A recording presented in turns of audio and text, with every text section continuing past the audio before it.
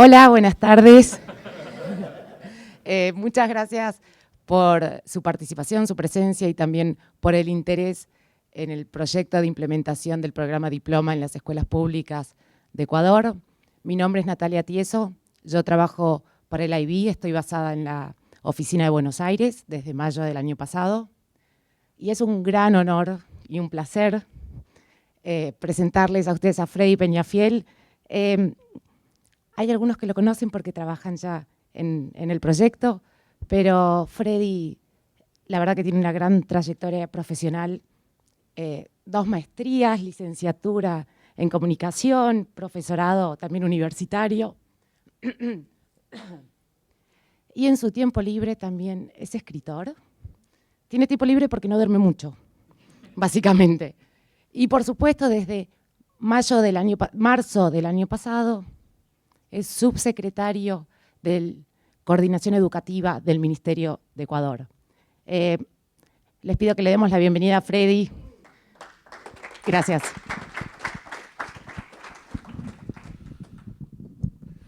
Muchas gracias por venir. Yo pensé que iba a estar solo. En un evento tan importante que inviten a un personaje político, de la política pública, de la política educativa de un país, es complicado.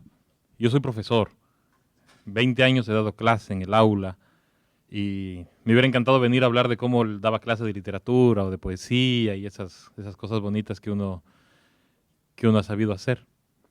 Sin embargo, hoy estoy invitado como burócrata, por eso el terno y la corbata. Bueno.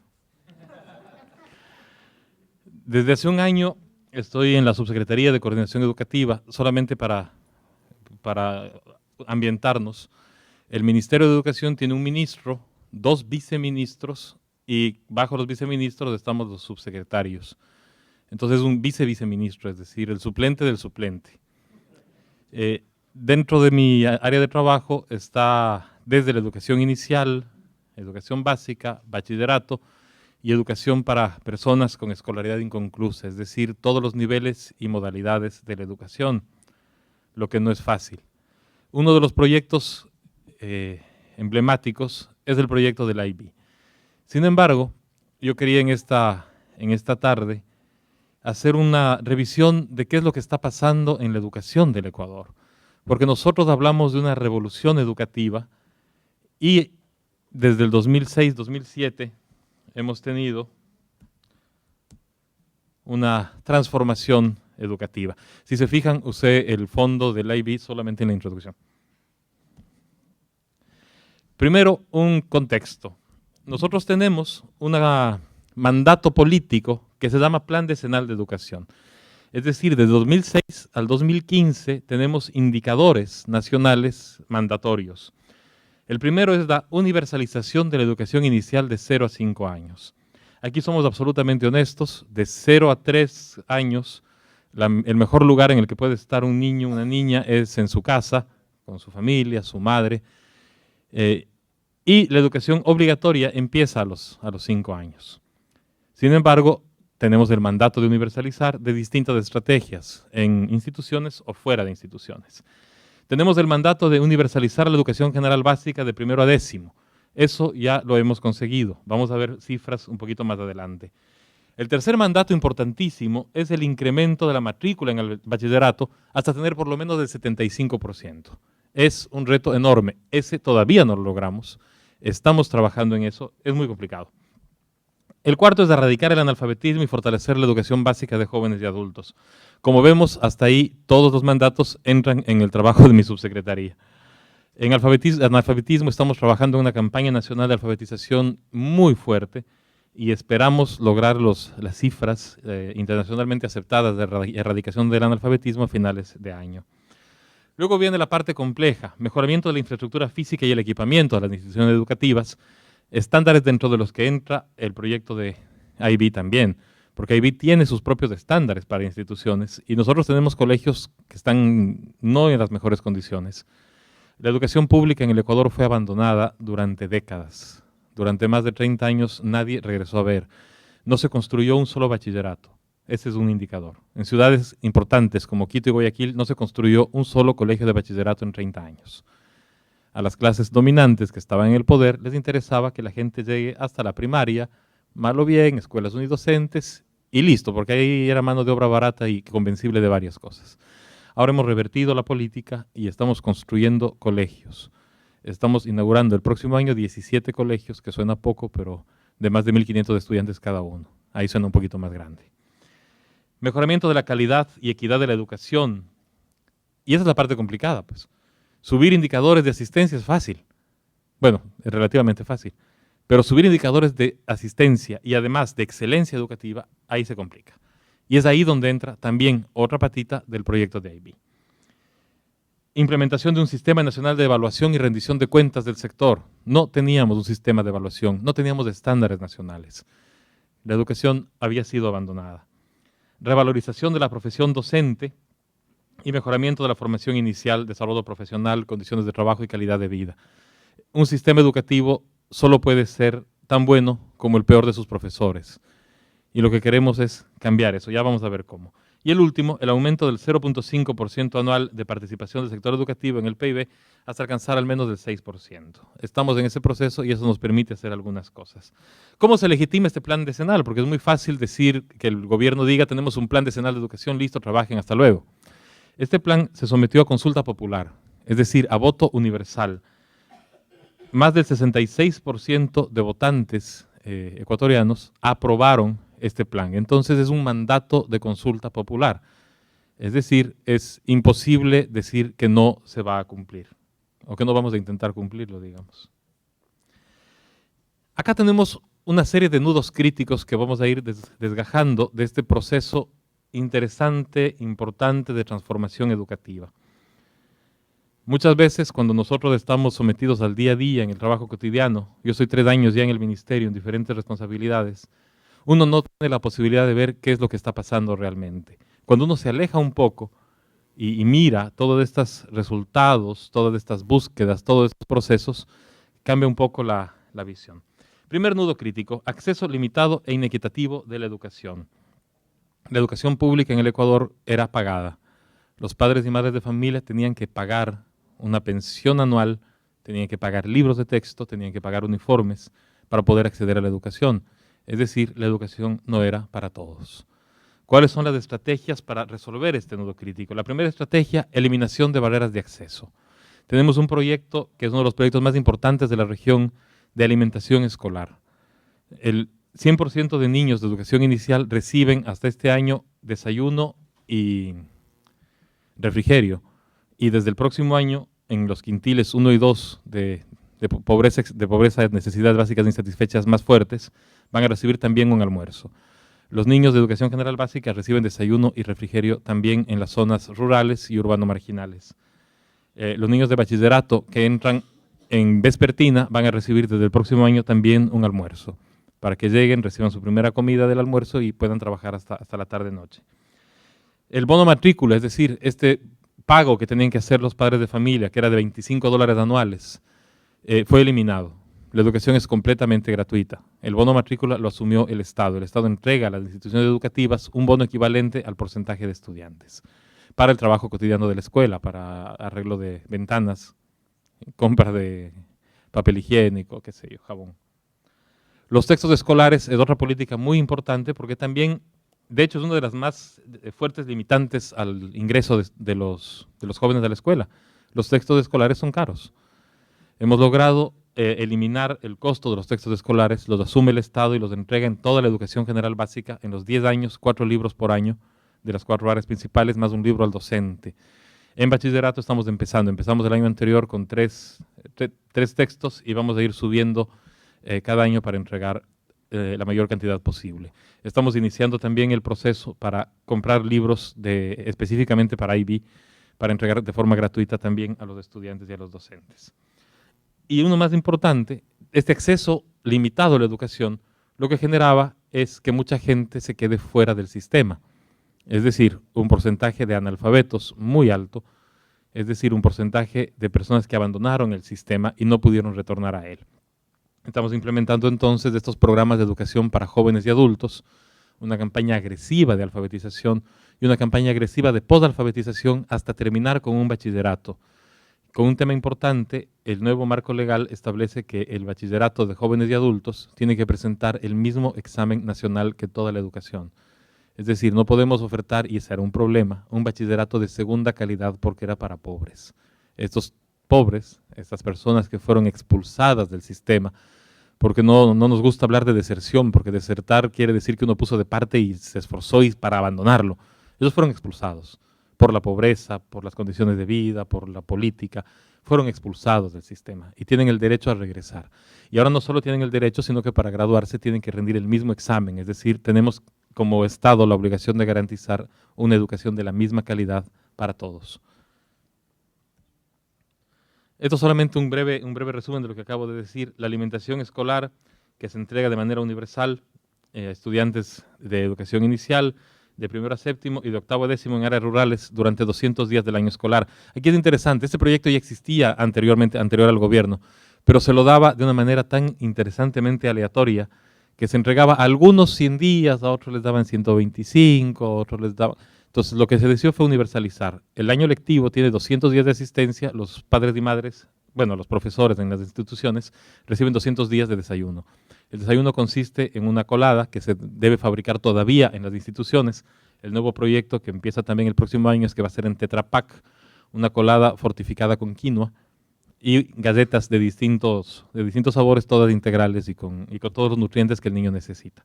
Además son muy ricas. Hay unas rellenas de crema de coco.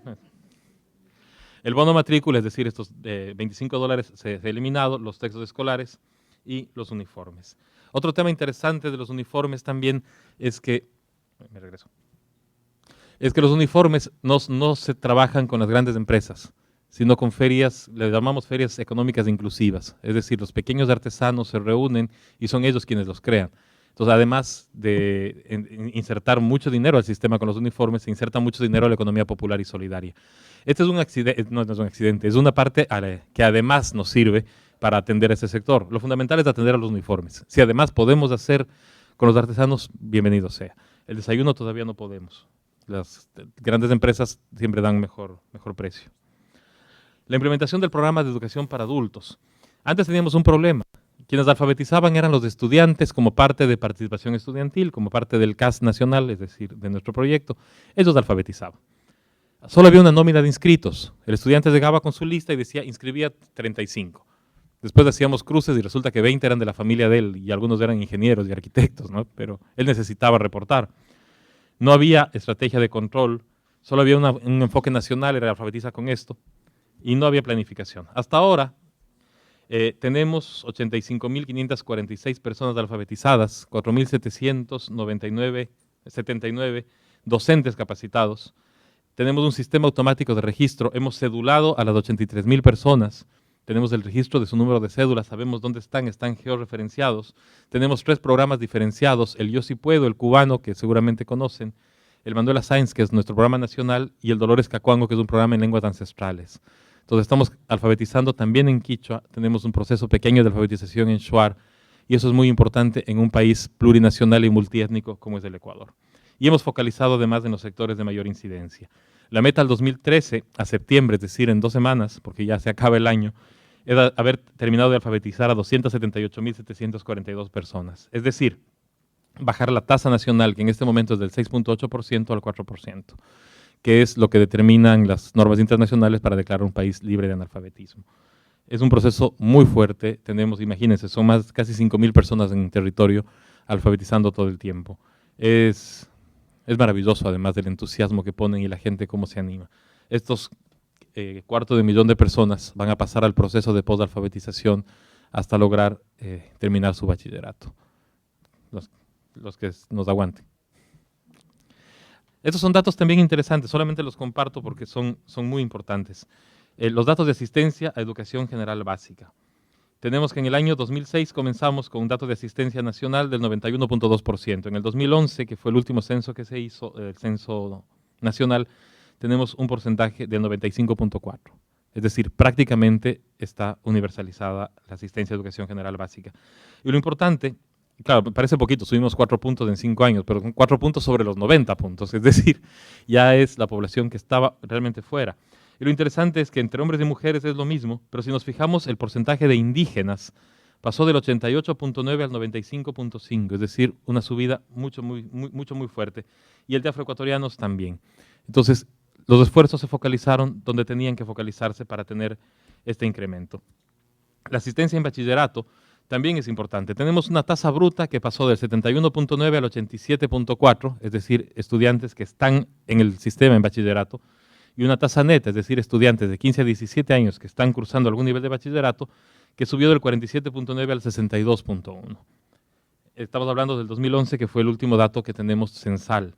Lo que nos interesa y el mandato es subir ese 62 al 75 hasta el 2015.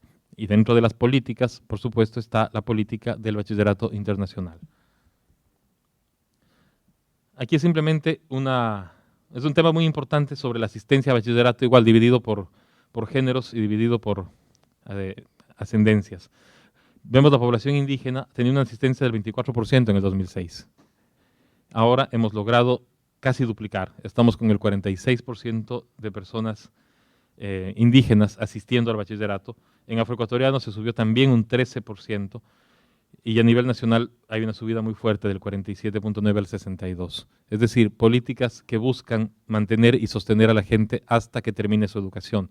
La nueva constitución en el Ecuador, bueno, nueva, tiene 4 años, 5 años, determina que la educación es obligatoria hasta terminar el bachillerato. Entonces, ese también es un reto. Aquí solamente una cosa importante. En la liñita azul nos marca, la liñita azul es la que está más arriba, casi no se ven los colores. La liñita azul de arriba nos marca las personas del quintil 5, es decir, quienes tienen más ingresos. Dividimos a la población por 5 y ese quinto que tiene más ingresos tenía una tasa en el 2006 del 97% de ingresos, de asistencia, a educación básica, y termina el 2011 con una tasa del 97%. Normal, ¿no es cierto? Se ha mantenido dentro de los límites normales. El quintil 1, es decir, el quintil más pobre de la población ecuatoriana, empieza con un 87% y en el 2011 ya estamos hablando de un 94%. La brecha se ha ido cerrando de 10 puntos a 3 puntos. Es decir, la política pública se focalizó donde tenía que focalizarse. En bachillerato sucede algo similar, a pesar de que los datos son tremendamente fuertes. Tenemos el 48%, era la brecha en el año 2006, la hemos bajado al 34%. Todavía falta muchísimo por hacer, pero la diferencia sigue siendo enorme. Un país que había abandonado a su educación, tiene que recuperarlo y el trabajo es muy fuerte. Segundo nudo crítico, y es el nudo crítico del que conversamos también un poquito, las condiciones son físicas inadecuadas e insuficientes ante una demanda educativa creciente. Solamente como anécdota, estamos nosotros empezando el año lectivo el 2 de septiembre y tenemos 91,000 cupos más que abrir en las escuelas públicas. Es decir, nuestra capacidad de oferta se desbordó a 91,000 cupos más. Ahorita estamos enloquecidos tratando de construir, alquilar, expropiar, construir campamentos, porque esa es una alternativa que tenemos, construir campamentos móviles, que son casas prefabricadas, de estructuras prefabricadas, que nos funcionaron muy bien en una ciudad que se llama Guayaquil, en la costa ecuatoriana, donde hubo una inmensa población que vivía en una invasión que se llamaba Monte Sinaí, es decir, invadieron terrenos que eran ajenos y tenían escuelas propias de los propios invasores, es decir, quienes los invadían les cobraban por la educación. Tuvimos que entrar y poner ahí escuelas. El problema es que no podíamos construir porque los terrenos no eran del Estado, era ilegal construir. Entonces hicimos campamentos móviles. Entonces vienen a decir, y no está construido, no está, no los llevamos. Ah, bueno. Entonces son alternativas con las que hay que trabajar. Los campamentos móviles quedaron mejor que las escuelas ya viejas, ¿no? Que es una cosa bellísima.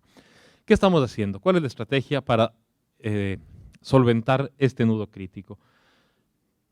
Hemos definido una serie de estándares en construcción, en equipamiento, en mobiliario, para que todas las nuevas escuelas sean exactamente iguales, es decir, tengan los mismos estándares. Se adecuan al territorio, se adecuan a la naturaleza y demás, pero son en esencia iguales. Esto abarata costos. En el pasado, cada institución educativa era diseñada como si fuera la única en el mundo. Entonces tenía cosas maravillosas, pero irrepetibles, y que no había forma de que eso se abaraten los costos se disparaban. Entonces ahora tenemos estándares. Estaba pensada para personas con algún tipo de discapacidad física, ninguna. Ahora las nuevas. Tenemos normas estándares diseñados para ambientes escolares. Las escuelas parecen escuelas. Y se aplica además la norma INEN, que es nuestro Instituto Nacional de Normatividad, para tener la accesibilidad en baños, rampas, y etcétera. Eso también es muy importante. Estamos terminando incluso en algunas de poner ascensor para el segundo piso, porque la biblioteca estaba en el segundo piso. Este es solamente un tema de información sobre costos. Entre el año 1999 y el 2005 se estimó un costo de 51 millones, casi 52 millones en mejoramiento de la infraestructura y equipamiento. Por eso todavía tenemos escuelas que no tienen los techos en buenas condiciones o las ventanas en buenas condiciones. Entre el 2008 y el 2011, es decir, apenas 3 años. Ups, perdón. Ya está. Era para ver qué tan rápido venía Natalia. Son reflejos. Entre el año 2008 y 2011, 3 años, la inversión fue de 295 millones. Es decir, el cambio es fuerte. En el año 2012 hasta diciembre se invirtió 141 millones. Sí, todavía tenemos petróleo. Pero tenemos petróleo desde la década del 60. Sí, y el petróleo se iba, seguramente venía para acá, con nuestros expresidentes. Claro, los precios subieron, hay dos cosas. La una, los precios subieron, sí, pero la otra se renegoció.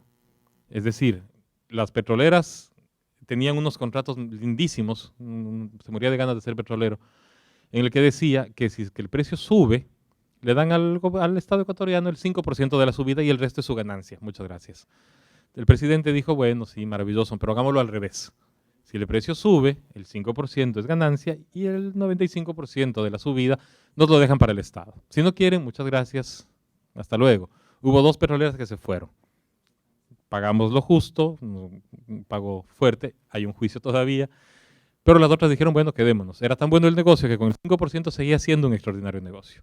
Entonces ahí hay un remanente petrolero que se está usando sobre todo en el área social. Y ahora estamos en el tema del cambio de la matriz productiva, porque tenemos que preparar un país para cuando ya no tengamos petróleo. Entonces tenemos hidroeléctricas, estamos inaugurando hidroeléctricas cada 2 meses. El ideal es exportar energía en el futuro. Sin embargo, la inversión sigue siendo importante. 141 millones solamente en equipamiento, infraestructura de instituciones educativas es muy fuerte. El presupuesto del 2012 es más o menos el mismo, es similar. Ya vamos a ver cuánto nos toca para bachillerato internacional. Nudo crítico 3, baja calidad educativa, ausencia de evaluación y rendición social de cuentas. Claro, la baja calidad educativa se determinaba porque, por ejemplo, en bachillerato, los currículos databan de 1960. Desde el 60 no se tocaba el currículo. Yo era profesor, bueno, soy profesor no en ejercicio de literatura, y el currículo oficial determinaba que se debía terminar en la novísima literatura ecuatoriana, autores que ahora tienen 85 años. Entonces era la novísima literatura, entonces uno decía, ¿qué pasó después? No llegábamos al boom, era justo. El joven Gabriel García Márquez se estudiaba. Claro, quien se avisora como una promesa, decía el currículo. Entonces 30 años abandonados. El de educación básica tuvo un proceso interesante también, pero también estaba abandonado, tenía más de 20 años. ¿Qué es lo que hicimos? En primer lugar, el cambio del currículo nacional. Y fue a través de ese cambio del currículo que yo entré a trabajar al ministerio. Yo soy profesor de aula, esa es mi formación, profesor de literatura. Y cambiamos el currículo, por ejemplo, en lengua y literatura, que es del que me sé más o menos. Decidimos incluir, primero cambiarle el nombre, porque se llamaba lenguaje y comunicación. Entonces el primer análisis es, si es que es lenguaje, es comunicación, si no, ¿para qué es lenguaje? ¿No es cierto? Y si no hay comunicación, si hay comunicación, es obvio que hay una suerte de intercambio de códigos, que es un lenguaje. Y le cambiamos por lengua, que es el uso de este lenguaje, y literatura. Entonces son 6 bloques, 3 de los cuales se trabaja el uso de la lengua, en el que se evalúa, en el que se ve contextos de la vida real, la entrevista, la receta, qué sé yo. Y 3 bloques de literatura, en el que a los docentes se les inculca la imposibilidad de evaluar eso de la misma manera. Es decir, no van en este poema de Pablo Neruda a contar los adjetivos. No, cuenten los adjetivos en la receta, si es que hay adjetivos en una receta. Pero los poemas sirven para disfrutar la literatura. Es un cambio enorme. es un cambio enorme. No lo hemos logrado todavía, los profesores se resisten. Dicen, pero si ya tengo el poema ahí, saquemos los adjetivos. Esperamos lograrlo. 5 años, estamos aplicando ya 3 años del currículo, esperamos a los 5 hacer un cambio. En el bachillerato fue mucho más fuerte, y es ahí donde entra el tema también de la IB otra vez. Como ven, es un eje transversal. Nosotros teníamos un bachillerato diversificado, es decir, los alumnos a los 15 años debían optar por qué especialidad seguir, y en la universidad esa especialidad marcaba su vida. Si uno quería ser odontólogo, a los 14 años tenía que tomar químico-biólogo, no sabía nada más de literatura, iba a tener 1 hora de lengua a la semana, no le importaba para nada, iba a tener matemáticas poquito, historia básicamente no, solamente biología y aprenderse los nombres de los huesitos. Eso le marcaba que llegaba a la universidad y entraba y solo podía estudiar esas carreras. Si uno terminaba y decía, quiero ser periodista, porque hay gente que estudia eso, aunque no lo crean. Dice, quiero ser periodista, no podía. Tenía que rehacer su carrera o dar exámenes y tener un título. Llegamos, y otra parte curiosa además, es que el bachillerato general unificado, es decir, que todos reciban el mismo tronco común, la misma base de formación, aunque parezca absurdo, fue un compromiso de campaña del presidente. Hay presidentes que prometen puentes, hospitales, escuelas. El presidente propuso un cambio en el currículo nacional. Entonces, claro, había que cumplirlo y, por supuesto, alguien tenía que hacerlo y, por supuesto, ese fue el proyecto que dirigí. Y fue divertido porque me tocaba pelearme con la gente en la calle. Me hacía manifestaciones con muñequitos, cargaba muñequitos con mi cara para quemarme afuera. Que nos van a quitar las especializaciones, queremos ser físicos y queremos ser sociales. Estamos ya en el 3er año de implementación, se ha visto que el proceso es bastante bueno, que a pesar, insisto, siempre hay dificultades con los docentes, con la implementación de algo nuevo en educación. Y ellos cuando me preguntan o me entrevistaban en los medios, me decían, bueno, ¿y qué se siente esto? Yo diera mi vida por ser ministro de Obras Públicas. Uno hace una carretera, corta la cinta y se ve. En educación la vamos a ver en 10 años lo que pasamos. Vamos a ver de aquí a 12 años los cambios que hemos hecho. Entonces no se van a ver. Pero estamos seguros que son buenos y estamos seguros que lo hicimos técnicamente y con la mejor opción posible. En este cambio resulta que tenemos la posibilidad de que el currículo nacional empate con el currículo de la IB. Es muy interesante porque vamos a trabajar en el área de ciencias sociales, área de lengua, área de matemáticas y área de ciencias exactas. Nosotros proponemos en el currículo nacional asignaturas específicas, historia y ciencias sociales, química, física, fisicoquímica, biología, que curiosamente empatan también con las materias de la IB. Entonces, el emparejar estos dos proyectos no se nos hace tan difícil. Tenemos el 47% de instituciones educativas que ofertan bachillerato técnico, que era también un bachillerato para pobres, porque pobrecito, él no va a ir a la universidad, que sea electricista. El cambio en el currículo determina que estos estudiantes de instituciones técnicas tienen que tener el mismo tronco común, la misma base común. Entonces van a tener la misma matemática que los otros, los bachilleratos en ciencias o en humanidades, y van a tener la misma formación. Entonces, ahí radica el cambio, democratizar la educación, no hablar de una educación para pobrecitos que no van a poder ir a la universidad, que se contenten con una manualidad, y para los otros que probablemente sí podían ir a la universidad. Ahora, los exámenes nacionales de admisión se van a tomar sobre el tronco común que reciben todos. Muy interesante. Ya les voy a contar cómo nos va a los IBs con esto. El currículo de la básica fue fortalecido, como les cuento, en el 2010. El currículo de bachillerato empezó en vigencia desde septiembre del 2011. Estándares nacionales de educación. No teníamos estándares. Entonces, imagínense, hay que medir el sistema educativo maravilloso con respecto a qué. No había forma de medir. Entonces, se desarrolla un gran proceso de estándares que ahora tenemos ya en vigencia, estándares de aprendizaje para ciencias naturales, sociales, matemáticas, lengua y literatura e inglés, que son las materias centrales. Tenemos estándares de desempeño profesional. ¿Qué debe hacer, ser, decir un docente y qué debe hacer, ser, decir un directivo? Tenemos estándares de gestión escolar y tenemos estándares de infraestructura educativa. Esto es fundamental para poder medir el sistema. Sin esto teníamos una imposibilidad de medirnos porque no sabíamos cómo medirnos. Nuevamente, la IB entra también dentro de la posibilidad de tener estándares. Si tenemos estándares, tenemos que evaluar el sistema, y eso es un mandato. Un sistema educativo tiene que ser evaluado. Si a los guaguas, a los estudiantes, guaguas es niño en quichua, ¿no? Tengo esa mala costumbre. Cuando digo guaguas, en Cuba me dicen, oye chico, pero ahí a los buses, ¿por qué lo va a medir? Bueno, guagua es niño en quichua. Y a veces se me sale, mil disculpas. A los babies, eso. A los niños los medimos, a los estudiantes los medimos. Tenemos que medir al sistema también, pues. ¿No es cierto? Eso gritaban los estudiantes en la última manifestación y huelga que se hizo, que era contra la evaluación docente. No querían ser evaluados. Decían, que evalúen primero al ministro, gritaba. Decíamos, claro, pero también a ustedes. Fue la última huelga, ya no hemos tenido más. Eso fue en el 2007. Y no tuvimos más por un cambio en la legislación. La Constitución, la nueva Constitución, prohíbe parar servicios públicos. Entonces pueden manifestar todo lo que quieran, pero después de clases. Y los médicos pueden manifestar todo lo que quieran, pero después del turno. Y después de clases, como sabemos, los profesores lo que quieren es irse a la casa a descansar. Entonces la última manifestación estuvieron 8. Y yo llegué al ministerio, fue interesante. Llego al ministerio y dije, hay manifestación de profesores. Llego al ministerio, estaban 8. Entonces subo donde la ministra, le digo, ministra, hay 8. Me dice, no, eran 12. Digo, los 4 están aquí ya, los vamos a recibir, son 4. Entonces, bueno, esa fue una manifestación, ya tenemos suerte. ¿Qué estamos haciendo para aplicar este Sistema Nacional de Evaluación? En primer lugar, pruebas de estudiantes en las 4 áreas básicas. Acabamos de terminar una prueba nacional que se llama SER. Hicimos una prueba no censal, sino aleatoria todavía, para el próximo año hacer la censal. Tenemos la evaluación obligatoria a docentes directivos en ejercicio, hay cuestionarios de desempeño y hay pruebas de conocimientos. Tenemos la evaluación de conocimientos para docentes de inglés con el examen TOEFL. Esto es muy importante. Hicimos la evaluación a los docentes de inglés y el TOEFL tuvo que crear una nueva categoría, el docente A0, porque no sabía nada. No sabía nada de inglés. Y eran profesores de inglés, graduados por universidades, a distancia. Claro, nunca vieron a nadie hablar en inglés. Se graduaron llenando libros. En gramática eran buenos, pero no hablaban el idioma.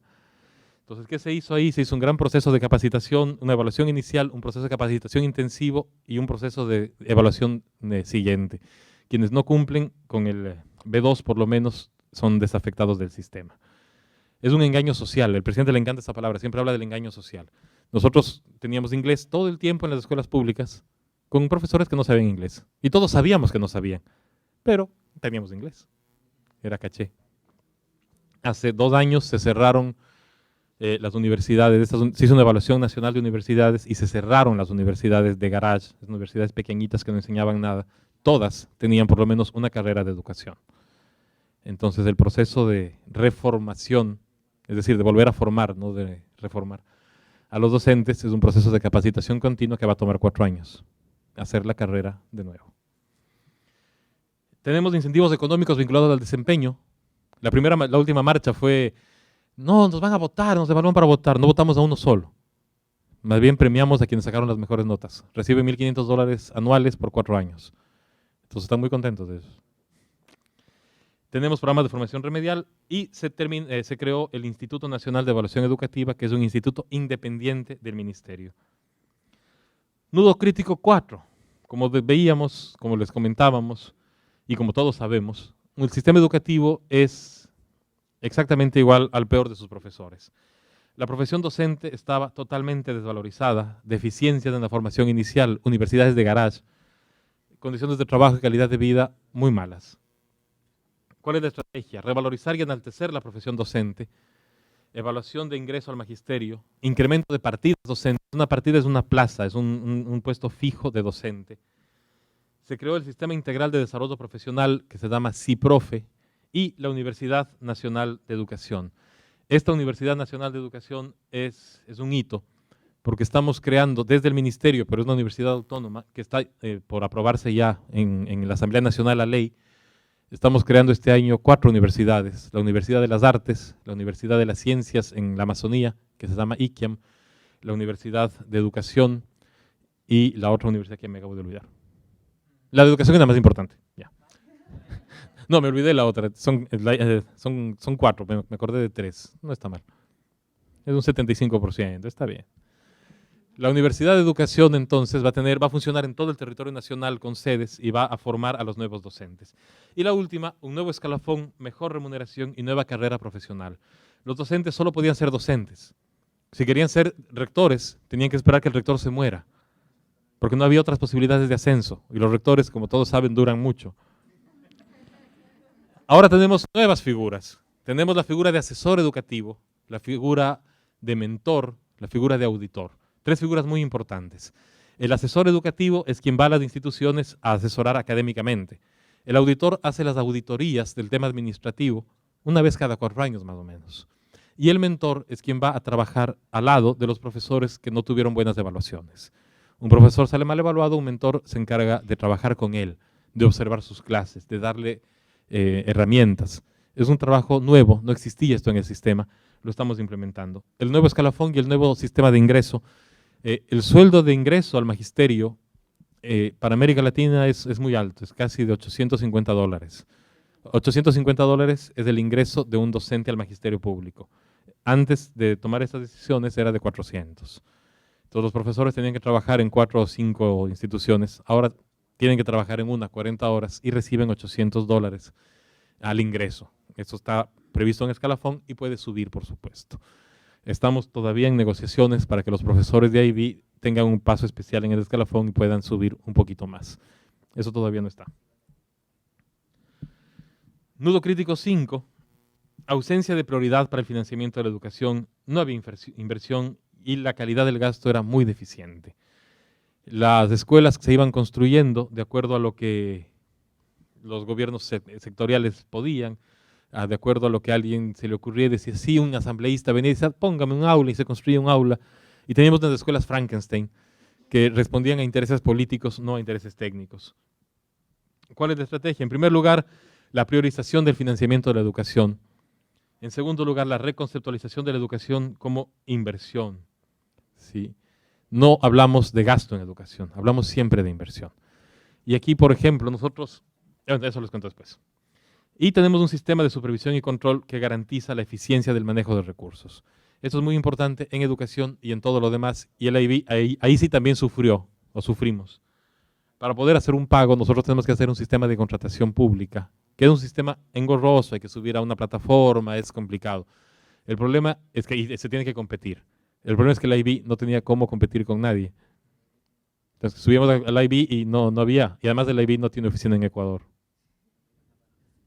Todavía. Deberían tener una. Esas son negociaciones después. Nudo crítico 6. La privatización y mercantilización del servicio educativo. Como no había oferta pública, el sector privado empezó a tener una oferta gigantesca. La gratuidad de la educación pública no existía, entonces la gente le daba lo mismo pagar en lo público o en lo privado, y había escuelas privadas, que las hemos llamado también de garage. Escuelas que funcionaban, hay casos terribles. En la primera planta era una distribuidora de gas, y en la segunda planta, en un piso, era un colegio, una escuela particular. Terrible, en condiciones infrahumanas, pero no había respuesta del Estado. Esa era la única oferta educativa en el barrio, entonces la gente iba a eso. Por eso empieza a proliferar esta oferta educativa particular. Tenemos varios lados. Cuando le presentamos esto al presidente, un estudio sobre la oferta pública, siempre hay el imaginario de que los colegios públicos son los colegios de élite, carísimos y que brindan una oferta buena y una cosa interesante. Se le presentó al presidente los colegios de élite que ofertan una educación de primera línea y demás es menos del 1%. El 99% son estos colegios que cobran entre 25, 30 dólares mensuales, 12 dólares mensuales y que no son de calidad. La necesidad es... Bueno, otro tema también es que no había control a los proveedores de servicio educativo. La ley de educación no mencionaba la educación privada. Entonces la educación privada hacía básicamente lo que quería. En algunos casos muy bien y con mucho éxito. En otros casos no tan bien y en otros casos francamente mal. Entonces la nueva ley, de la que vamos a hablar también en un ratito, empieza a dar al ministerio la rectoría también en estos sistemas. Eso genera, por supuesto, que los colegios privados nos odien. Porque empezamos a exigir cosas. No todos, algunos. Me quedan viendo con mala cara los compañeros. No sean así. La oferta educativa para poblaciones vulnerables no existía y la oferta era absolutamente irracional. ¿Cuál es la estrategia? Garantizar el ejercicio al derecho de la educación pública gratuita y de calidad, regular a los proveedores del servicio educativo y fortalecer esta oferta educativa pública pertinente y planificada. Y aquí es un tema importante en el que quiero hacer solo un comentario. Nosotros tenemos en el momento 20.000 instituciones educativas públicas, entre escuelas, colegios y la gran mayoría escuelas unidocentes, de 1 o 2 profesores. La oferta de reordenamiento, el plan de reordenamiento de la oferta, determina que al 2017 vamos a quedarnos de las 20.000 con 5.000. Vamos a tener 5.000 escuelas que le hemos llamado escuelas ejes, es decir, alrededor de esa escuela vamos a cerrar toda la oferta precaria. ¿Cómo se puede hacer eso? Implementando el transporte educativo. En la Amazonía es interesante, en la Amazonía el transporte no se hace en buses, se hace en lanchas. Entonces tenemos lanchas amarillas, que son educativas, que hacen el recorrido por los ríos. Es carísimo, eso cuesta más de $5.000 millones. Es enorme. No tenemos todo el dinero, pero tenemos todo planificado y eso ya es el primer paso. Entonces si nos sueltan unos 200 millones, avanzamos y seguimos avanzando. La idea es cerrar todas las instituciones precarias, que se pueda. Hay instituciones que no podemos cerrar porque realmente hay 12 estudiantes en el pueblo y no hay más. Entonces vamos a tener una escuela pequeñita y luego vamos a traer al bachillerato con internados, que curiosamente funcionan. Teníamos mucho miedo. Tenemos ya algunos experimentos, algunos programas pilotos de internados. Estuve en uno hace 15 días y funciona. No hemos tenido incremento de la tasa de embarazo adolescente, lo que es muy bueno porque ese es un riesgo. Y tenemos un sistema que está muy bien. El próximo año empezamos ya con 63 instituciones nuevas con internado, sobre todo en la Amazonía. Las distancias son enormes. Entonces un niño no puede hacer un viaje el mismo día para retornar para estudiar su bachillerato. Entonces nos vamos con internados. Esto es interesante solamente como dato ilustrativo. El lado celestito es la educación pública, el rojito es la educación fiscomisional, es decir, que recibe dinero del Estado, pero también se cobra pensión, son los religiosos sobre todo y los militares. Y la parte gris es la educación, la parte gris es la educación particular. La parte azulita es la pública y la roja es la fiscomisional, totalmente al revés de lo que dije. A ver, la primera de arriba, la verdecita, es la particular. La particular. La rojita es la fiscomisional, es decir, miti-miti. Y la parte de abajo es la pública. Entonces, como vemos, entre lo público y lo particular se ha ido separando la brecha. Teníamos en el 2006 911.000 estudiantes en lo particular y ahora tenemos 923.000. Es decir, la subida no fue tan fuerte.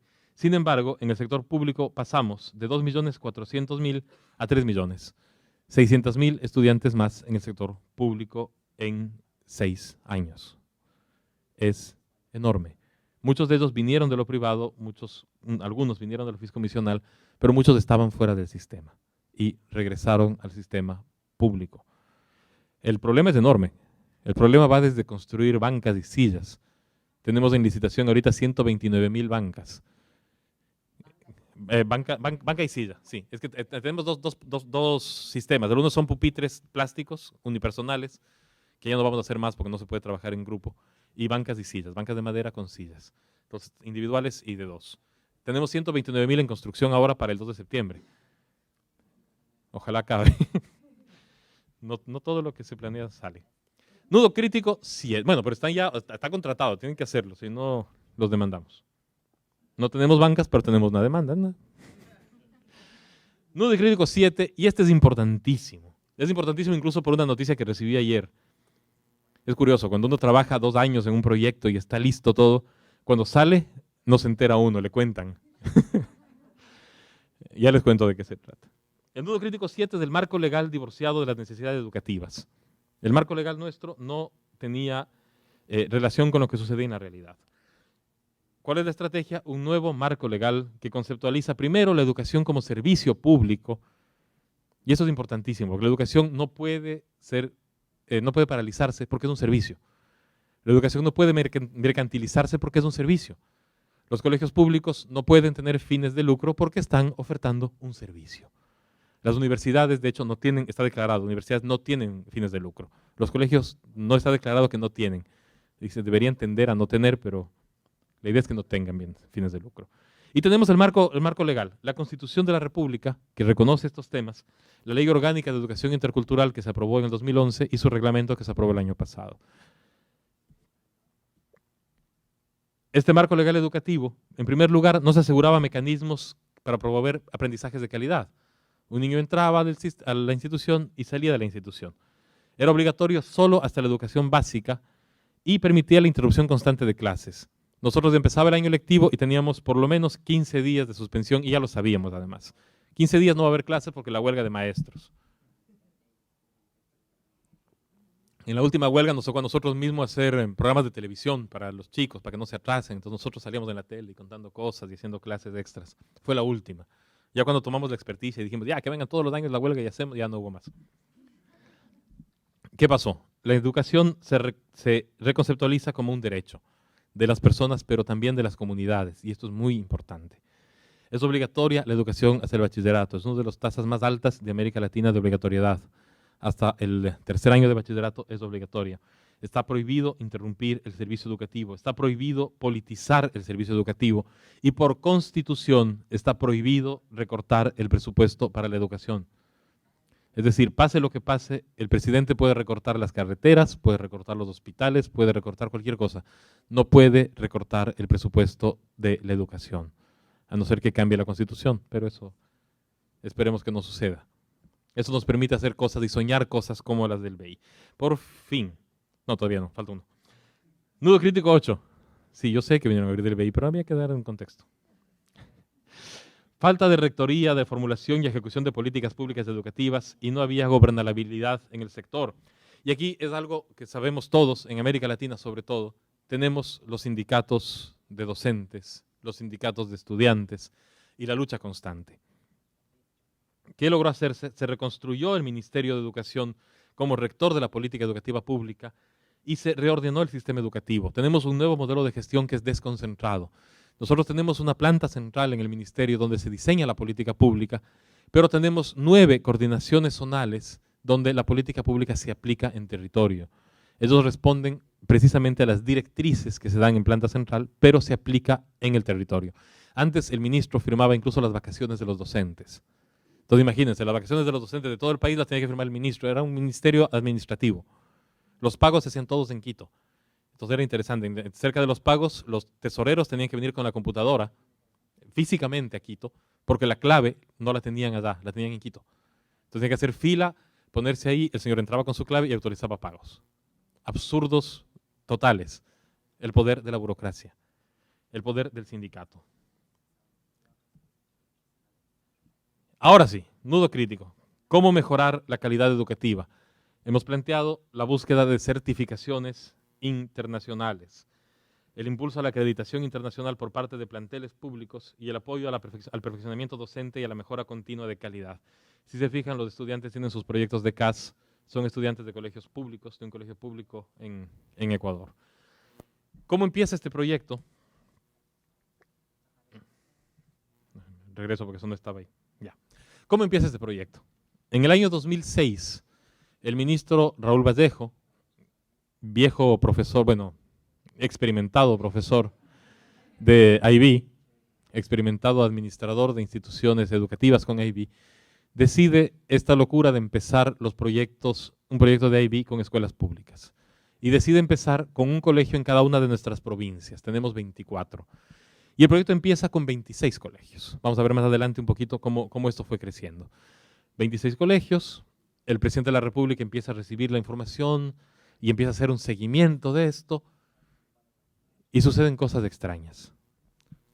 El presidente decide que le gusta el modelo, que le gusta la acreditación, que ha podido ver cómo mejora el rendimiento docente, el rendimiento directivo y nos da una instrucción. Todos los bachilleratos del país tienen que tener IB. 1500. Bueno, 2000 en esa época. La ministra nos dice, su tarea es ir donde el presidente y convencerle que es imposible. Muy bien, tomamos la tarea, fuimos donde el presidente, le explicábamos todo lo que es el IB y él decía, con todo lo que me explican, me convencen más. Entonces, presidente, le dije yo con la humildad, digo, es imposible. me dijo una frase que no me he de olvidar nunca. De hecho, si algún día me llego a tatuar, me tatuaré esa frase. Me dijo: Freddy, en este gobierno lo difícil lo hacemos, lo imposible nos toma un mes más, pero también lo hacemos. ¿Qué hacemos? Recurrimos a la oficina central de IB y nos llevamos a la gente de IB para que ellos le digan que es imposible. Nos reunimos en el despacho presidencial en una reunión muy pequeñita, con el ministro de Finanzas incluido, el que paga, ministro de Economía, la plana mayor de IB, y el presidente empezó a negociar. Le dijo: bueno, 1.500. IB le dijo: no, 500. Bueno, ya, 900. Dijo: no, 500. Entonces el presidente dijo: pero ¿por qué no pueden? Dijo: porque no tenemos correctores, no tenemos, para tanta gente es imposible. Dijo: formemos correctores. Dijo: sí, pero eso toma años hacer, presidente. Entonces al final logramos llegar a una negociación amistosa. Digo, tan amistosa que al final hubo una foto después que en el balcón presidencial, que recuerda este hecho, para tener 500 colegios hasta el 2017. Claro, eso es fácil decirlo. Los siguientes dirán al ministerio: sí, Freddy, hazlo. Bueno, vamos a hacerlo. Y vamos a ver cómo lo hacemos. Hasta la actualidad tenemos más de 5.800 docentes y directivos capacitados. La próxima semana tenemos una capacitación masiva, no me acuerdo para cuántos, pero más de 200. ¿1.200? Sí, más de 200 iba a decir, sí, 1.400. Tenemos más de 500.000 estudiantes beneficiarios, es decir, más de 500.000 estudiantes que están en bachillerato en esos planteles que van a ser afectados. No todos van a estudiar el BI, pero por las investigaciones, incluso la investigación hecha en el propio Ecuador, sabemos que un colegio IB beneficia a todos sus estudiantes, no solo a quienes toman el diploma. La comunidad educativa se ve afectada, los docentes, bueno, afectada, se ve beneficiada, los docentes cambian su actitud. Y eso siempre les digo a los docentes: yo suelo inaugurar estos talleres masivos. El último fue espantoso porque lo inauguramos el Día de la Madre. Imagínense, un domingo, Día de la Madre. Los docentes querían matarnos porque tuvieron que viajar toda la noche. Además, bueno, lo inauguramos en un hotel muy bonito. Y ese fue el discurso, es decir, ustedes son los que van a cambiar la vida, no solo de sus estudiantes, sino de la comunidad educativa, de toda la comunidad. Y la emoción que sienten los pueblos que reciben la acreditación, porque no es la escuela. Estuve hace 2 meses en un pueblito pequeñito que se llama Chordelej, que significa chorro de oro en lengua cañari. Es una provincia que se llama Suay, que tiene su capital, que se llama Cuenca, pero el primer colegio acreditado no estuvo en la capital, estuvo en un pueblito pequeñito.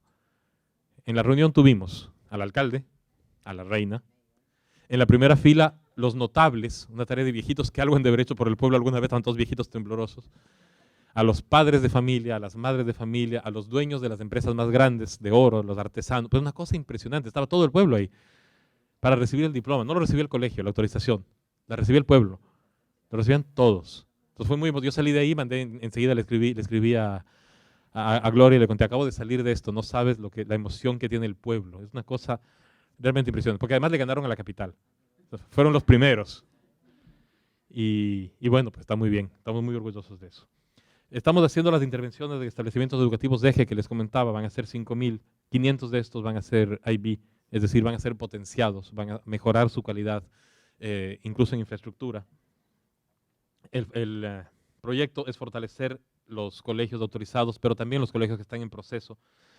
Un tema muy difícil y que es bueno contarlo, es la rotación de docentes y directivos. Es decir, nosotros tenemos todavía muchos docentes contratados.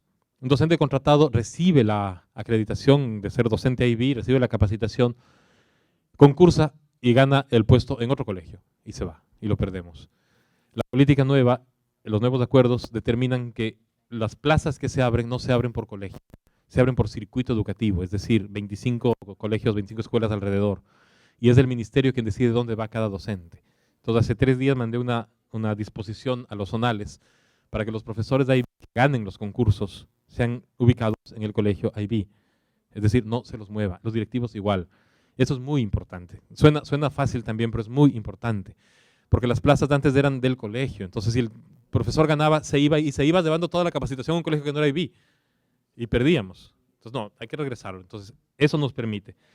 Y el último programa, la última línea ahí, bueno, ahí tenemos, casi no se ve, pero la foto de abajo es del presidente condecorando a los primeros alumnos que sacaron el diploma. Está muy amarilla porque el salón de honor de la presidencia es de salón amarillo. Entonces no se lo ve, pero es del presidente, juro que es. Y es una chica que sacó el diploma de un colegio de Manta. Entonces, En la nueva, lo azul de la derecha es la chica y lo azul de la izquierda es el presidente. En la próxima entrega de diplomas también vamos a pedir que sea el presidente quien haga la entrega a los estudiantes para darle toda la fuerza que esto requiere. Y lo último, nosotros tenemos una secretaría que se llama CENESIT, Secretaría de Educación Superior, Ciencia y Tecnología. Y curiosamente tenemos un programa de becas que es único en el mundo. Este programa de becas determina, por ejemplo, que si un estudiante es recibido en las 100 universidades más importantes del mundo, el Estado paga su beca completa, sin importar la capacidad económica del estudiante. Es decir, puede ser hijo del banquero como puede ser hijo de un albañil. Si es recibido en la universidad, el Estado le paga la beca completa. Yo estuve en una reunión con el presidente cuando decían, pero no es justo, los banqueros igual se van a ir. Y el presidente dijo, sí, se van a ir, pero no van a volver. Nosotros lo que queremos es que se vayan y tengan que volver. Entonces la beca dura 4 años, tienen que volver a trabajar en el Ecuador por 4 años. Y tienen que, es decir, fortalecer el capital cultural de la nación. Y le dijeron, bueno, presidente, tenemos 50 millones para esto. Dijo, no, no hay techo presupuestario. Entonces, claro, nos decimos, ¿y cómo no hay techo? Dijeron, no, ¿cuántos se han ido hasta ahora? No, muy poquitos se han ido a las universidades. Perfecto, entonces que se vayan todos. Si tengo que dejar de construir hidroeléctricas para poner el dinero acá, lo pongo. Es decir, se nota la voluntad política de apostar por la educación. Estamos inaugurando una oficina en mi subsecretaría, que es la Oficina de Acompañamiento Estudiantes IB. Los estudiantes que han tenido el diploma tienen mucha mayor posibilidad de ingresar a universidades internacionales. Voy a poner una persona específicamente para el acompañamiento, un decano de universidades, de admisiones, para que los acompañe a todos. Hemos hablado ya con CENESID, vamos a tener cursos específicos de inglés intensivos para los estudiantes para que puedan cumplir con esto. Algunas universidades están en China y otras en Rusia. Ahí no hemos ofrecido los cursos, pero sí un año en Rusia y un año en China.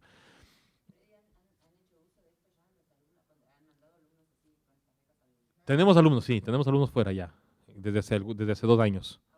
I don't know. No tengo esa información, no es mi ministerio, es otro. Pero son más de $100,000. Son de más de $100,000 por alumno, sí. Por eso, son más de 100,000. Depende de la universidad. Pero el promedio son 100,000. Son $100,000 para la carrera de pregrado. Y hay un proyecto también igualito para carreras de posgrado. Sí, hay que ser admitido, pasar un examen y el proyecto es igual. No hay límites para las becas. Es una locura. Cuando cuento esto en foros internacionales no lo pueden creer. De hecho, muchos piden la nacionalización inmediatamente. Porque el requisito es ser ecuatoriano, no vivir en el Ecuador. Es decir, en España pueden aplicar para universidades españolas, en Estados Unidos ecuatorianos pueden aplicar y se les paga. El compromiso es volver. Tienen que volver al Ecuador. Tienen que venir a trabajar en el Ecuador con el conocimiento. El mismo tiempo que de la beca. Si fue una beca de 4 años, tienen que venir 4 años.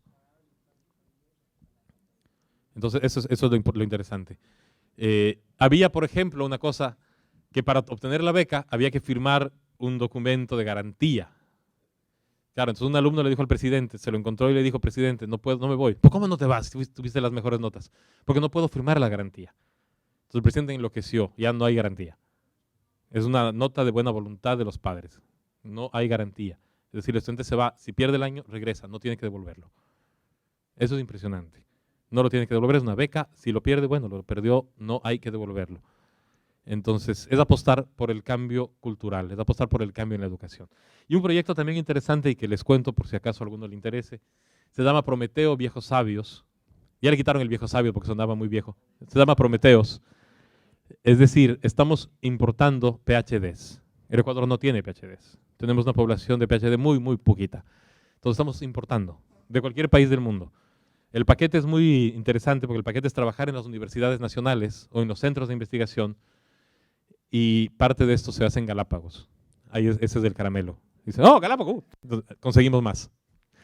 Pero estamos trayendo también profesores para trabajar en instituciones educativas de nivel medio, no solo universidades. También estamos en el proceso de importación.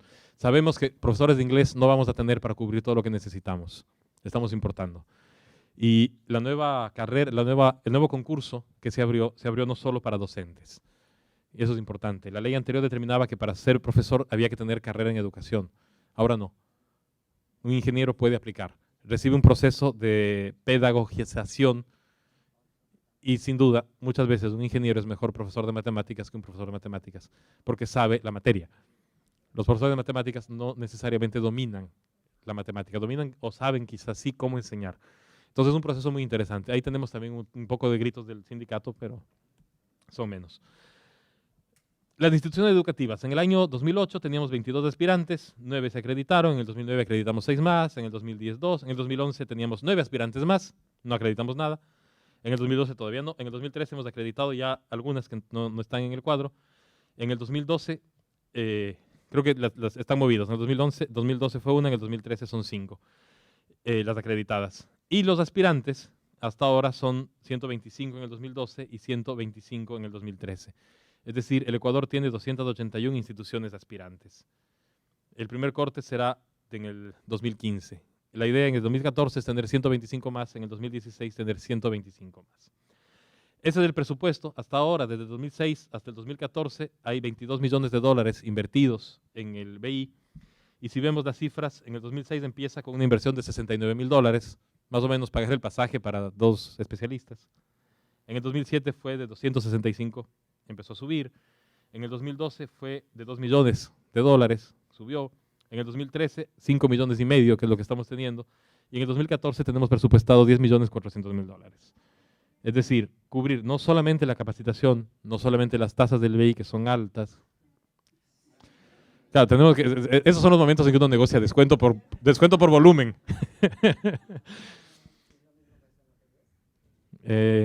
Sí, pero 500 ya es otra cosa. Uno negocia, digamos. Siempre se puede.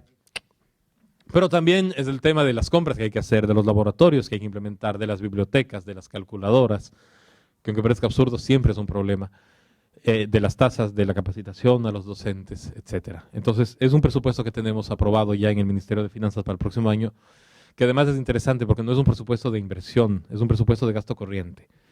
Y esto es muy importante. Todo lo demás son proyectos de inversión. Alfabetización es un proyecto de inversión. Yo tengo 200 millones para invertir en alfabetización y lo vamos a terminar.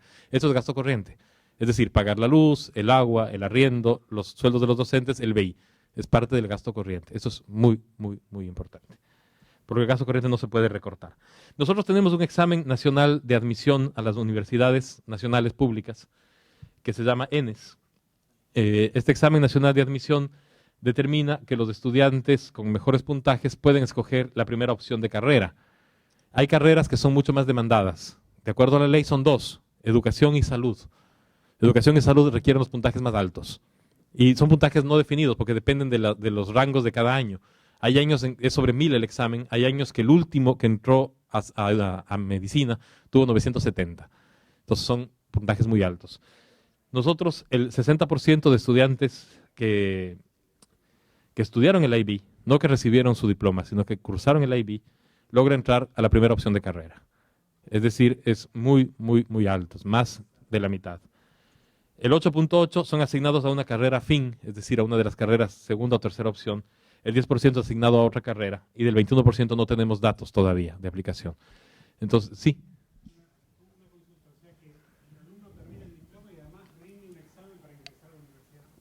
Lastimosamente sí. Lastimosamente sí. La Ley Orgánica de Educación Superior determina que el ingreso a la Universidad Nacional pasa por el examen nacional.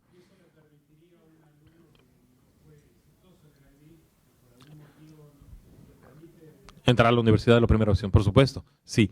Lo que no le permite es a un alumno que tenga el diploma de IB entrar directamente, porque hay un problema. La asignación de cupos se hace por el puntaje. Entonces él tiene el diploma, pero no tiene puntaje a qué asignar. Entonces, tuve una reunión hace 3 días antes de venir con la viceministra de esta área, en la que yo trataba de negociarle, que se los admita directamente. Dice, pero ¿y a dónde lo admito? Digo, no sé, al mejor, al más alto, pero tiene que dar el examen. Entonces, claro, a donde quiera, pero es complicado.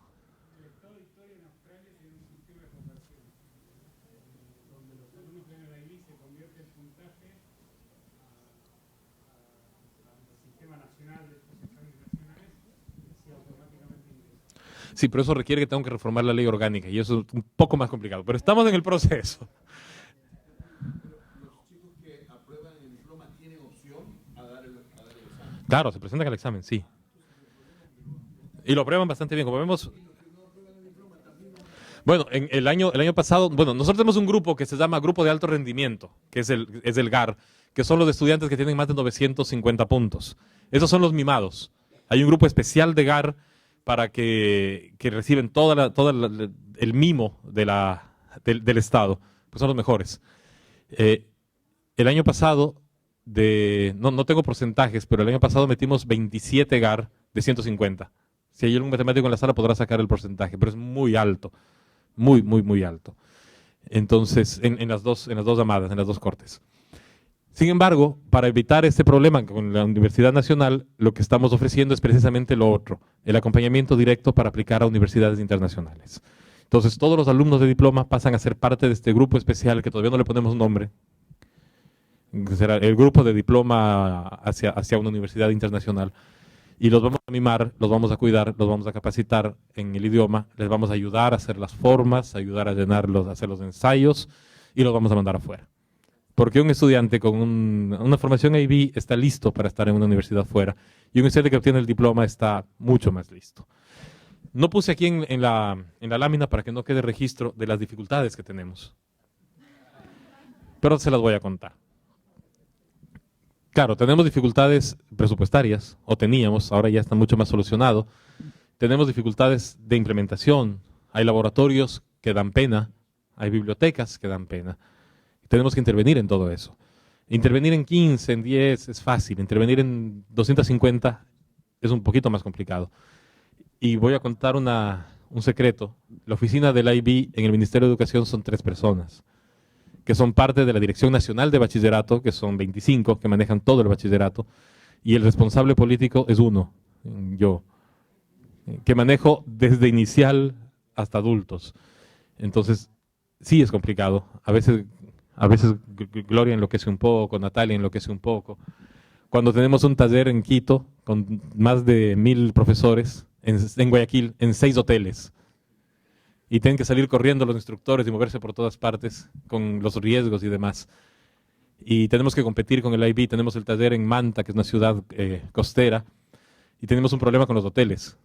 Teníamos que nosotros competir con los instructores, porque no había hoteles para más gente. Y dice, bueno, tenemos un hotel reservado por el IB, y ustedes son para el IB, sí, pero son los profesores. Entonces, bueno, cancelaron la reservación del IB internacional, lo siento. No cabían más. Hay otro hotel al lado, no es tan bueno, pero funciona.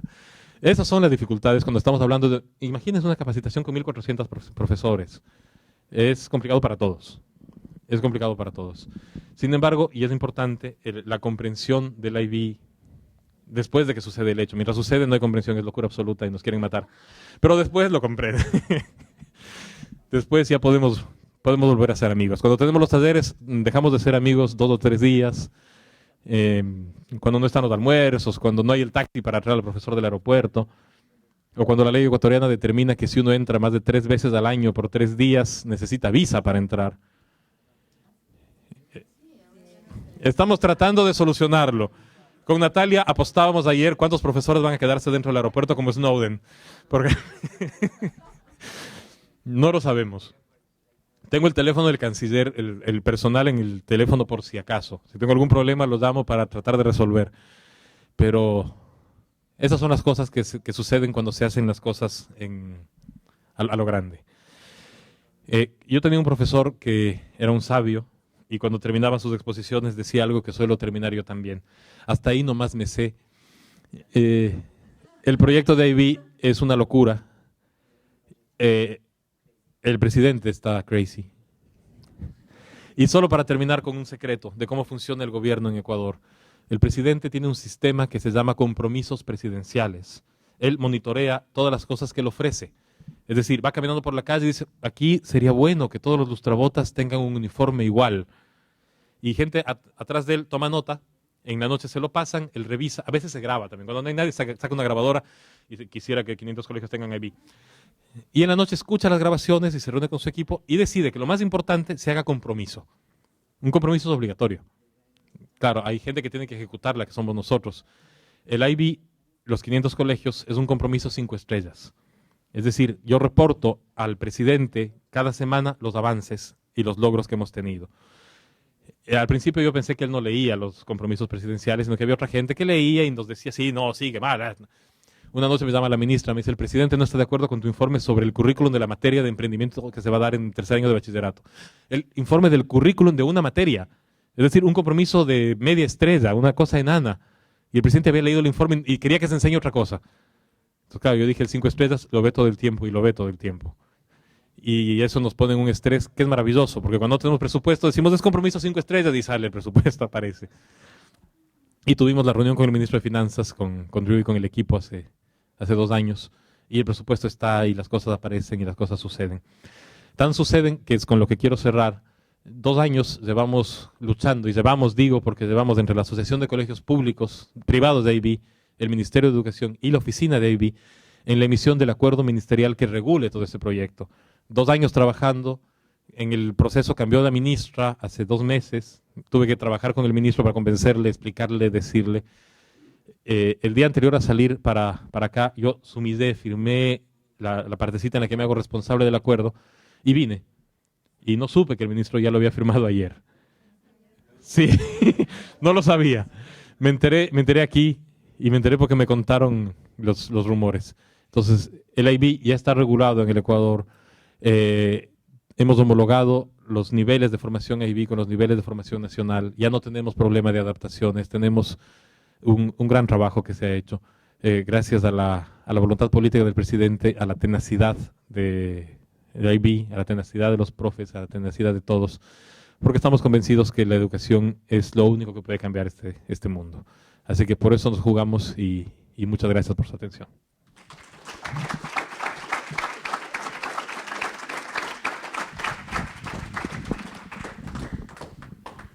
Bueno, Freddy, muchas gracias por tu disertación, por la sinceridad, por los secretitos también. No sé, Gloria, si querés terminar con unas palabras. ¿Alguna pregunta que alguien quiera hacerle a Freddy?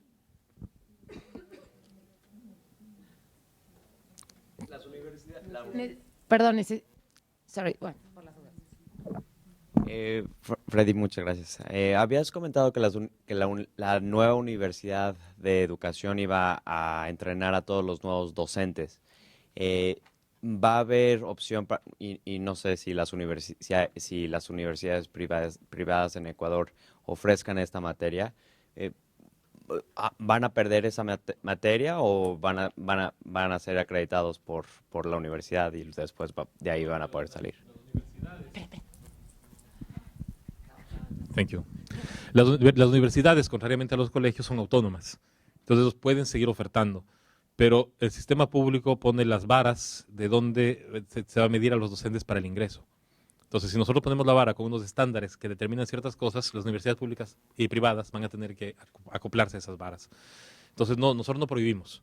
O sea, se cerraron varias universidades porque su calidad fue una evaluación muy larga, un proceso muy fuerte, que garantizó que le lancen cosas al ministro también, le lancen tomates y tenedores en algunos restaurantes. Pero son riesgos que hay que correr, pero la educación es lo más importante. De hecho, la ley orgánica determina que las carreras más importantes, con los puntajes más altos, son educación y salud, porque nosotros formamos gente, seres humanos. Entonces, los estándares son los estándares de ingreso al magisterio. Si alguien quiere ingresar, tiene que alcanzar esos estándares. Y la universidad va a tener que ofertarlo. Somos el mayor empleador de docentes. Y ahora queremos ser el mayor jubilador también. ¿Hay alguna otra pregunta? Podemos hablar de poesía también. No, pero por las dudas, pero que estamos grabando. Gracias. Muchas gracias y muchas felicitaciones. Es un orgullo como latinoamericano escuchar esos logros. De verdad, muchas gracias.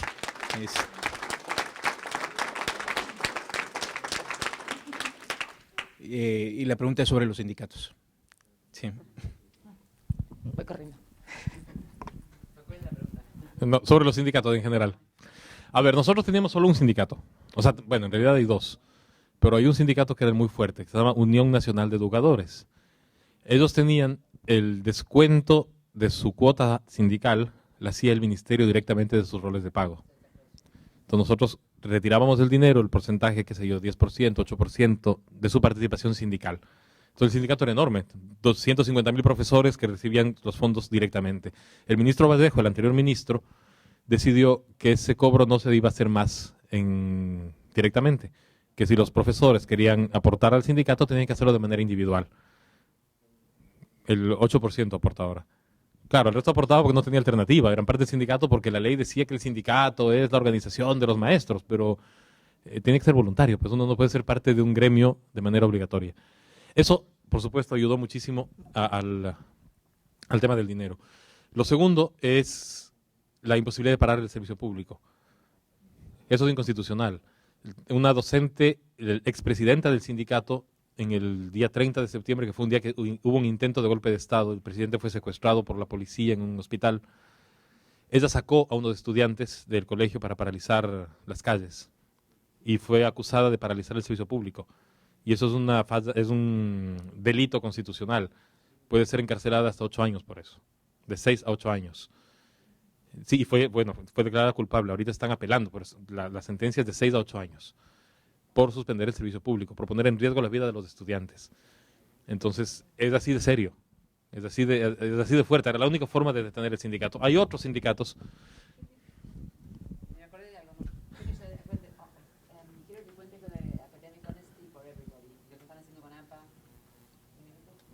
No sé qué es eso. Bueno, primero que en el nuevo reglamento de la Ley de Educación aparece como falta muy grave la deshonestidad académica.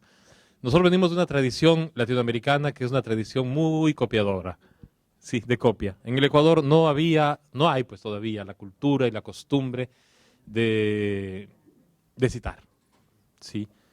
Teníamos muchos problemas, hemos tenido varios problemas con colegios de IB, en algunos casos no por mala fe, sino por desconocimiento.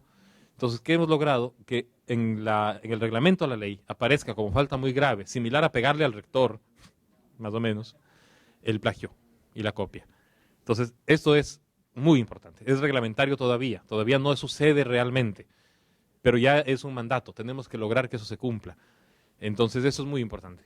Y en los colegios de IB, por supuesto, también es muy importante. Tenemos todavía algunos problemas, cada vez menos, y eso es muy bueno. El año pasado dimos talleres de probidad académica, talleres con la OBI, talleres que lo dimos nosotros mismos con profesores ecuatorianos, para explicar de qué se trata este tema de la honestidad y de la probidad. Por favor. Bueno, me ha fascinado realmente la información. Los colegios privados que tenemos bachillerato internacional, siempre hemos tenido realmente muchos malos encuentros con las personas que legalizan las notas. Entonces, ahora, leyendo este acuerdo, cuando se lee que los colegios debemos garantizar el cumplimiento de los estándares de aprendizaje y mantener las asignaturas apropiadas al contexto nacional, aquí debemos pensar, las materias del BGU más nuestra malla del bachillerato internacional, o queda completamente equiparado. Solamente otra cosa, porque por ejemplo, en ciencias experimentales, los colegios ofrecemos física, química, biología, en mi colegio, ¿no? Con alumnos que, por ejemplo, cogen física y química o biología y química, pero la malla del BGU nos pide un físico químico y también nos pide biología. Entonces siempre teníamos esa incertidumbre de, a ver, deben estudiar todo, ¿cómo le hacemos? Estas son preguntas domésticas. Sí, no, las asignaturas del BI se homologan a las asignaturas del bachillerato general. Es decir, si toma una materia de biología, la materia de biología es la que toma. Si toma una materia de química, esa reemplaza a química en segundo bachillerato y a físico-química al revés, físico-química en segundo. Sí, entonces homologan, no hay ningún problema. Eso es lo que dice el acuerdo. Cuando el acuerdo habla de las materias de la realidad nacional como educación para la democracia, para la ciudadanía, sí, que es parte del mandato de la IBI, o sea, eso hay que enseñar. Había otra pregunta. Si quiere conversamos después un ratito sobre temas nativos. Había una pregunta más. Gracias. Quiero felicitarlo por tan excelente presentación. Soy de Colombia. En este momento nos encontramos un grupo de personas tratando de llevar el IB al sector público. Seguro que tenemos muchísimo que aprender y esperamos tenerlos a usted en nuestro país, porque es muy importante al escucharlo la voluntad pública, la voluntad política, que es claro que ustedes lo tienen. Nosotros apenas estamos empezando a tocar pues esas puertas en el gobierno. Yo quería preguntarle cómo ha sido su experiencia en la inclusión de los maestros, inicialmente cuando ustedes empezaron con el proceso de llevar al IB, porque me imagino que como países latinoamericanos compartimos como las mismas problemáticas sociales. Cuando yo veo su presentación, yo digo, no, pues lo mismo estamos viviendo nosotros en Colombia. Y también, ¿cómo llevan ustedes, o si tienen alguna conexión con la empresa privada, y cómo los colegios IB privados apoyan la labor que ustedes están haciendo en el sector público? Bueno, muchas gracias. A ver, primero los profesores, evidentemente es muy complicado exigirle más a un profesor sin pagarle más y sin arreglarle nada en la vida, y tiene que trabajar el doble. Entonces, con el acuerdo ministerial lo que hemos regulado es que los profesores IB tienen 10 horas menos de clase. Ellos trabajan 20 horas de clase regular y 20 horas para preparación del IB. Entonces ellos tienen menos contacto con los estudiantes porque tienen más trabajo que hacer. Los coordinadores tienen 15 horas de clase y el resto es tiempo libre hasta completar las 40. Otro de los pedidos, como lo comenté, es por disposición del presidente en el nuevo escalafón, los profesores acreditados de IB van a tener un reconocimiento económico también. Entonces eso va seguramente a garantizar o a subir por lo menos el interés de los docentes. De todas formas, el compromiso es muy, muy fuerte de los docentes. El trabajo es, los reunimos del Día de la Madre. Eso algo demuestra y no nos pegaron.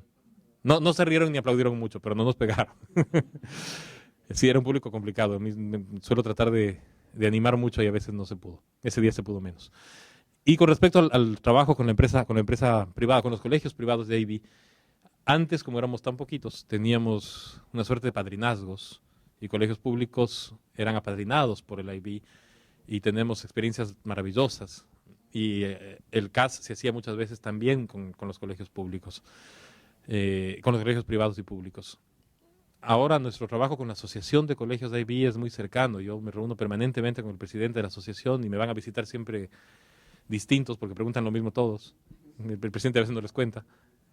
Pero nos reunimos todo el tiempo y estamos trabajando todo el tiempo. El acuerdo lo hicimos en revisión con la Asociación de Colegios Privados, con el Estado y con la OBI.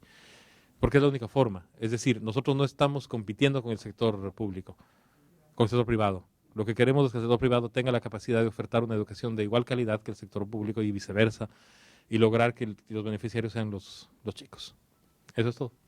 Si les parece, vamos Sí. a hablar con Freddy algunos, pero hay gente que Sí, porque viene a la conferencia. vamos a tener que irnos, porque viene otra cosa que para seguir conversando los invito a su lobby, si puede ser. Nuevamente, muchas gracias, Freddy. Muchas gracias.